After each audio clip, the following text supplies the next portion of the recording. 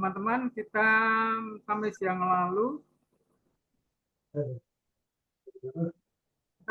lalu eh, bicara tentang entrepreneur berbasiskan pertanian alami atau organic farming. Nah, oleh karena itu eh, ini kemarin kita masih pengantar bahwa sesungguhnya eh, pertanian itu bisa menjadi usaha ekonomi. Agrobisnis ya. Agrobisnis ya. Namun tentu saja entrepreneur dan pertanian ini perlu dikuasai ya. Kalau kita ingin bahwa pertanian dan entrepreneur itu dua hal yang perlu terintegrasi.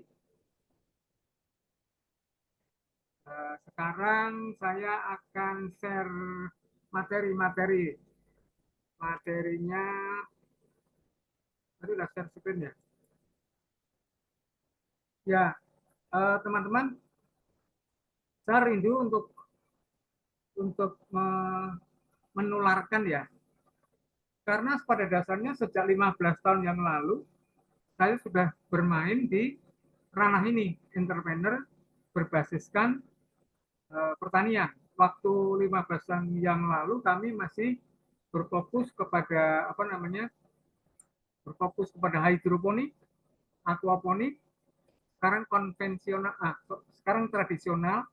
Namun ternyata tradisional itu lebih dinamis ya, karena bicara dari konteks lahan, ya lahan itu sendiri kita mengenal yang kalau menurut Bible kitab orang Kristen itu kan bahwa tanah itu ada empat jenis, yang namanya tanah yang keras, tanah yang berbatu, tanah yang bersemak duri, dan tanah yang subur.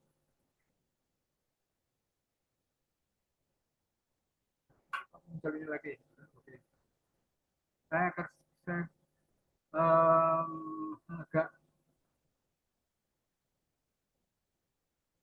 share screen saya untuk materi ya. Oh tadi belum dimuncul ya. Di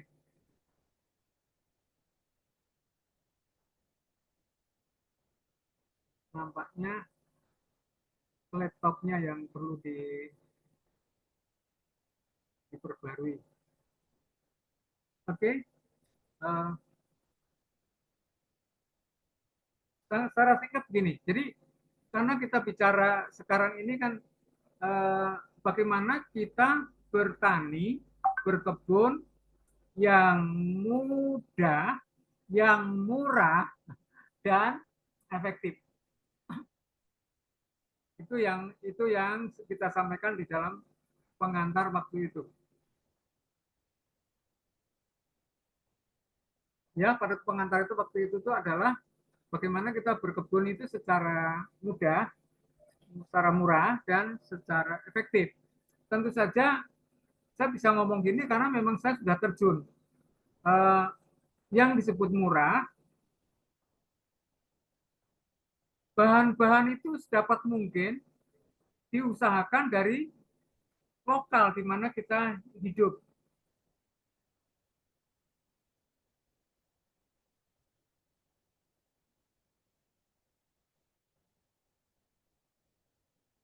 Di mana kita hidup. Ini mencari apa bahannya. Oke, intinya adalah bagaimana kita ini eh, berkebun yang menyenangkan, bahkan juga bisa untuk kesehatan, juga untuk mental health ya.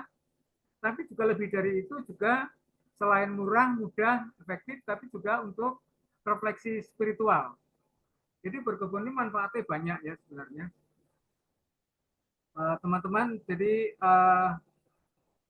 Saya berharap kita semua, tentu saja kita punya kepentingan yang berbeda ya. Kalau saya memang punya kepentingan, ini bisa menjadi satu kegerakan di mana pertanian itu yang mudah, yang murah, efektif sehingga bisa dilakukan semua orang.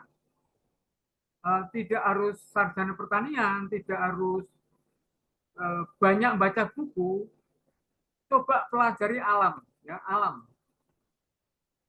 Jadi teman-teman kalau kita bicara dari sisi yang saya maksudkan murah, mudah dan efektif itu adalah sedapat mungkin tidak membeli bahan-bahan kimikal atau hal-hal yang sifatnya kelihatannya organik tapi dibisniskan. Namun tentu saja yang saya maksudkan di sini sebenarnya bahan-bahan yang sifatnya organik itu bisa dibuat di lokasi kita sendiri. Ya, saya kira jadi sekarang kita bicara manajemen tanah. Manajemen tanah itu kan ada 4 ya, tanah yang keras, tanah yang berbatu, tanah yang bersemak duri, dan tanah subur. Coba kalau kita renungkan bagaimana mengubah tanah yang bersemak duri, tanah yang berbatu-batu, tanah yang tanah yang keras menjadi subur. Caranya gimana kalau misalkan tanah berbatu-batu nih? Gimana caranya? Caranya batu-batunya dibuang, dibuangin, disingkirkan.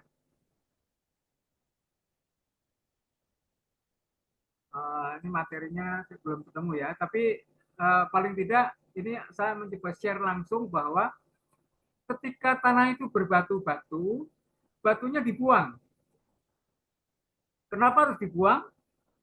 Karena akar itu tidak bisa menembus ke dalam. Jadi tanah itu akhirnya tumbuh sebentar, kena panas terik, lalu mati. Itu tanah yang berbatu-batu. Tanah yang bersemak duri.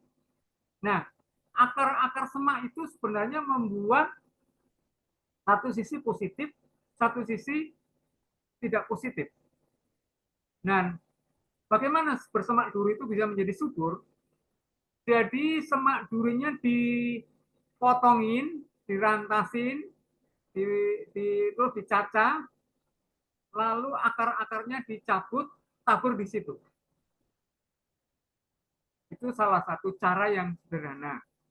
Jadi yang berbatu tadi dibuangi batunya, yang bersemak duri dipotongin, dihancurin daunnya atau pohonnya, ditabur di tadi bekas di mana tanah ada semak durinya tadi.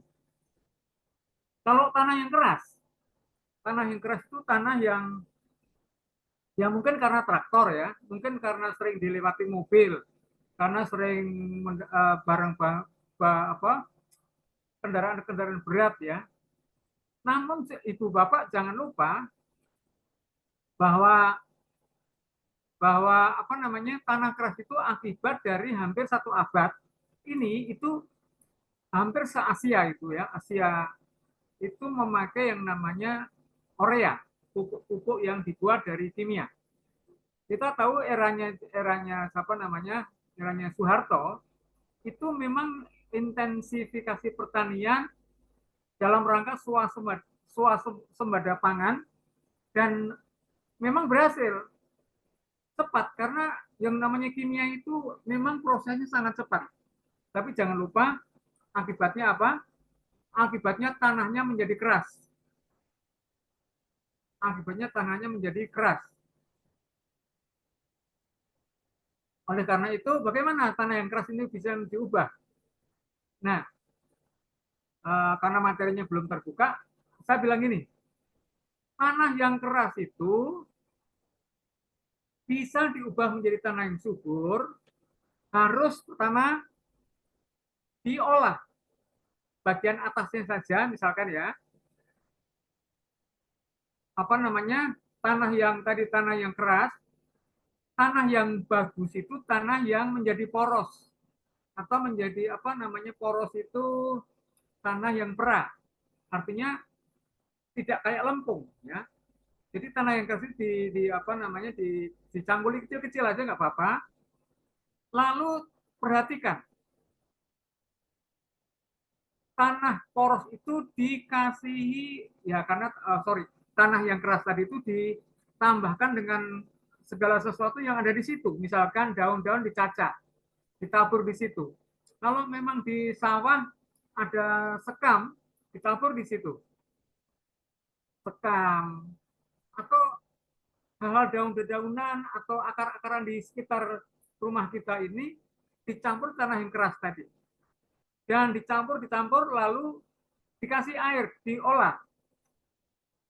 Nah, syarat tanah yang subur itu ada 5 ya. Satu tanah itu pertama mengandung apa ya, humus. Tahu humus ya? Kalau kita belajar pada alam, pohon itu tumbuh lalu ada daunnya ketika musim gugur itu daunnya berguguran. Dan ketika air hujan datang itu menjadi humus. Nah, syarat pertama itu ya. Jadi tanah yang bagus ciri-cirinya ya, itu ada lapisan tanah yang di atas itu ada namanya unsur hara atau kalau saya boleh katakan namanya NPK. NPK itu apa? Nanti kita membahas dalam konteks ini istilah-istilah kimia ya. Jadi ketika tanah itu ada humus ya, itu sebenarnya menjadi indikator tanah itu bagus. Lalu kedua ya, di dalam tanah itu ketika ada humus itu biasanya ada namanya mikroba. Mikroba itu adalah satu makhluk yang tidak dapat dilihat dengan kacamata telanjang, itu akan menghancurkan segala sesuatu yang nempel di tanah. Dan akhirnya tanah itu menjadi subur. Ada mikrobanya ya. Lalu yang ketiga, tanah itu harus apa namanya sedikit apa namanya sirkulasinya harus bagus. Contohnya gini, jadi ketika tanah itu poros, itu sirkulasi udara, sirkulasi air itu bisa masuk dalam tanah. Ditandai oleh tanah yang subur itu ditandai oleh akar tanaman bisa menembus ke dalam. Bukan seperti tadi tanah berbatu ya. Akhirnya tanah itu nembus, mentok, lalu mati kering ya. Nah teman-teman, jadi pertama tadi adalah tanah itu humus ya. Ada ini semua yang ada di atasnya atau daunan atau apapun kulit buah dicacah atau apapun yang ada di atas bumi ini dihancurin ditaruh di tanah itu. Itu salah satu cara bagaimana kita mengerti bahwa tanah itu menjadi subur. Termasuk tadi tanah yang keras tadi itu kalau disiram, dicampuri sekam, mungkin dicampur sedikit pasir. Ada pasir nggak? Pertanyaan saya. Ada sekam nggak?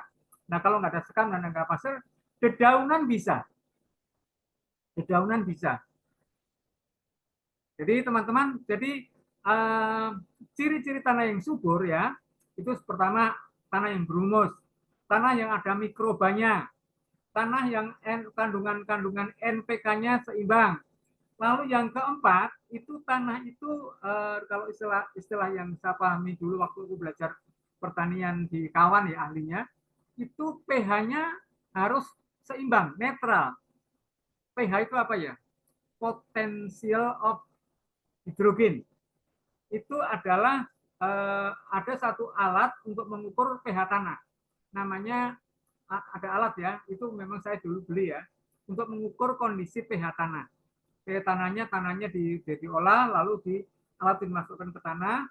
Kalau angkanya menunjukkan 7, itu bagus. Ya, itu bagus. Kalau lebih, kalau kurang asam, kalau lebih adalah basa. Kurang lebih begitu. Jadi yang bagus adalah 7. Itu ciri-ciri tanah yang subur. Saya menanam di kebun sini, saya ubah semua dari tanah berbatu, bersemak duri, yang keras, semua saya praktekkan benar ya.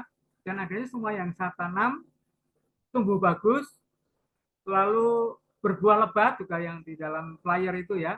Itu salah satu contoh kita tanamin pepaya, itu buahnya banyak banget. Bahkan sampai 2 tahun tidak pernah berhenti. Oke, jadi manajemen tanah itu sebenarnya bagaimana kita mengolah tanah. Jadi teman-teman ini sebenarnya menyangkut kehidupan ya. Jadi kalau kita bisa pertama memahami kondisi tanah dulu. Kalau ini teman-teman, ini pengalaman di lapangan ya. Ketika tanahnya itu sehat, ketika mengandung unsur hara, humus, mengandung NPK, mengandung mikroba yang bagus, lalu juga bisa poros, bisa air dan udara bisa masuk, itu apa namanya? Biasanya tanaman itu sehat, tidak gampang terserang oleh penyakit. Jadi seperti manusia lah, kalau kita memang makan sesuatu yang dimakan itu gizi berimbang, atau dulu namanya 4 sehat 5 sempurna, itu bagus ya, dari sisi nutrisi yang diserap maupun istirahat yang teratur. Terus juga kalau manusia ya, manusia itu kan makan sehat, istirahat cukup, olahraga juga ada, gerak fisiknya ada, dan pengalaman saya kita sulit kena penyakit. Keseimbangan ya antara roh, jiwa, dan tubuh ya kalau dalam istilah di Alkitab itu ya. Itu kita akan kuat, fisik kita akan kuat. Nah, waktu tahun berapa ya? COVID itu tahun 2000, COVID-19 ya. Saya sendiri yang tidak terkena sama sekali. Tapi istri saya 3 kali kena. Kenapa? Saya teori ini. Jadi ketika kita berimbang antara antara dimensi yang kita makan, lalu dimensi istirahat, pikiran kita juga positif, rohani kita juga menyatu dengan Tuhan, itu betul-betul punya ketahanan fisik yang bagus. Jadi dalam konteks tanaman juga sama. Kalau tanaman itu di tanah yang subur, tanahnya penuh dengan hal-hal yang pH-nya 7, lalu mikrobanya bagus, kita juga rawat dengan disiram, dipupuk, kasih makanan yang seimbang sesuai dengan aturan, itu tanamannya sehat dan kuat dan berbuah lebat. Ini mungkin teman-teman tidak terlalu mikir, karena memang teman-teman bukan petani, bukan tukang kebun, tapi paling tidak ilmu ini dipahami. Syukur saya punya visi ini bisa menolong banyak teman-teman yang bergulat dengan masalah pangan ya, pangan yang sehat dapat dari budidaya perkebunan atau pertanian. Jadi gitu ya. Jadi teman-teman nanti kita tanya jawab sambil tak cari materinya. Saya kira sementara itu dulu bahwa manajemen tanah itu langkah pertama supaya kita sungguh-sungguh bisa menghasilkan tanaman yang sehat dan hasil buah yang sehat. Di kebun kita di sini kita tanaman sayur, hortikultura, ada yang tanaman semusim, ada yang 3 tahun, jadi ada berbeda-beda. Sekali lagi bahwa ketika kita bisa memanage tanah dengan bagus, tanamannya sehat dan menghasilkan yang kita butuhkan. Jadi di kami di sini ini, kami sudah tatarannya adalah menghasilkan buah, dan buah itu diolah menjadi olahan dan sudah dapat dijual. Teman-teman ini dalam konteks entrepreneurnya ya, secara mudah ketika kita sudah terjun, kita bisa jual daunnya, kita jual bibitnya, kita menjual pelatihannya, pokoknya bisa mendatangkan keuangan kalau kita bisa mengerti tentang manajemen tanah, terutama tanah ya. sedapat mungkin saya mempercayai betul bahwa Tuhan atau Allah itu mengajarkan kita prinsip bertanam secara alami, eh, tanpa harus banyak mengeluarkan uang. Ya paling-paling kita membeli tadi alat namanya pH ya, pH meter untuk mengukur apa namanya untuk mengukur pH-nya. Uh, itu langkah pertama ya teman-teman.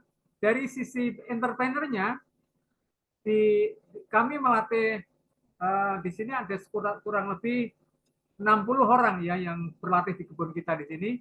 Di 16 di antaranya bagaimana mengolah hasil dia berkebun, dibuat olahan dan dijual. Ya lumayan, artinya itu pada kalau kami mencoba untuk membuka pusat pelatihan ya, dan kemudian ya puji Tuhannya bahwa akhirnya pemerintah menyambut dan akhirnya di apa namanya didukung, disupport oleh pemerintah bahwa ini Pak Prayitno dan Ibu Pur ini salah satu apa namanya orang yang sungguh-sungguh memberdayakan masyarakat ya berbasiskan pertanian. Oke, saya kira gitu dulu Bu Barita, para flash kita baru tanya jawab. Nanti detailnya ditanya jawab atau didiskusi. Terima kasih, Tuhan memberkati.